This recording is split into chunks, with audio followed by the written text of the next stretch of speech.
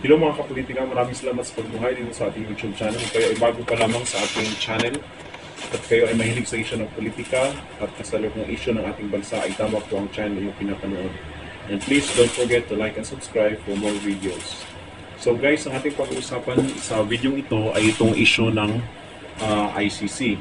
So ICC, alam mo po natin na isa ay maugong din na balita na nakapasok na ang ICC dito sa ating bansa. At ang tanong sa ating video ay sino po na ba ni President BBM or President Bongbong Marcos ang former President Rodrigo Roa Duterte dito sa ICC or International Criminal Court.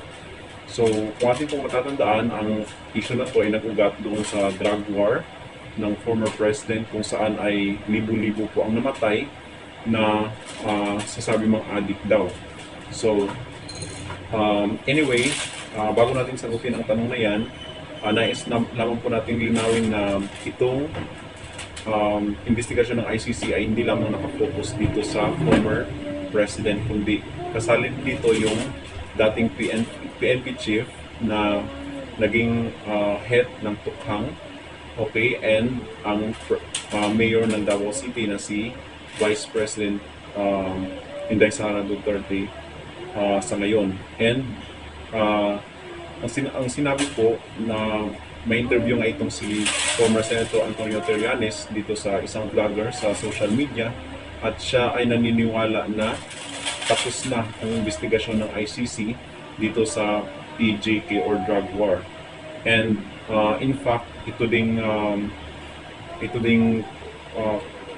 human rights lawyer, nagpa-interview din siya last month at sinabi niya na nakapasok na nga ang ICC personnel. So, ang investigasyon ng ICC, mga kapolitika, ay hindi po mga puti ang pumunta mismo dito sa, ang nag-interview, hindi mga puti ang nag-interview doon sa mga biktima ng drug war, kundi nag-hire mismo sila ng mga tao, mga Pinoy lang din, na bihasa sa information gathering at surveillance at syempre sa investigasyon.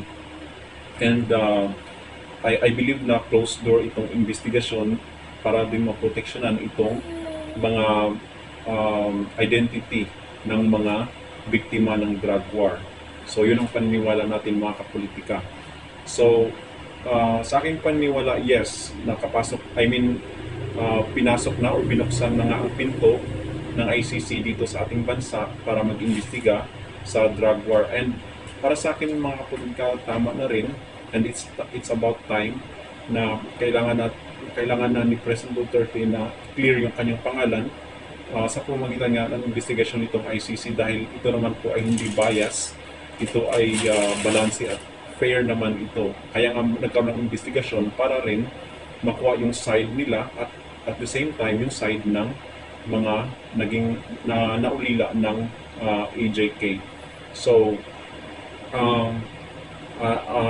naniniwala dito si former Senator Antonio Trillanes na tapos na ang investigasyon ng drug war. So, yan lamang po ang masasabi natin sa video ito o sa paksang ito. And kayo, naniniwala din ba kayo na nandito na or tapos na or binuksan na ni BBM ang ICC dito sa ating bansa? So, for your comments, suggestions, and reactions, please comment down below. And don't forget to like and subscribe for more videos.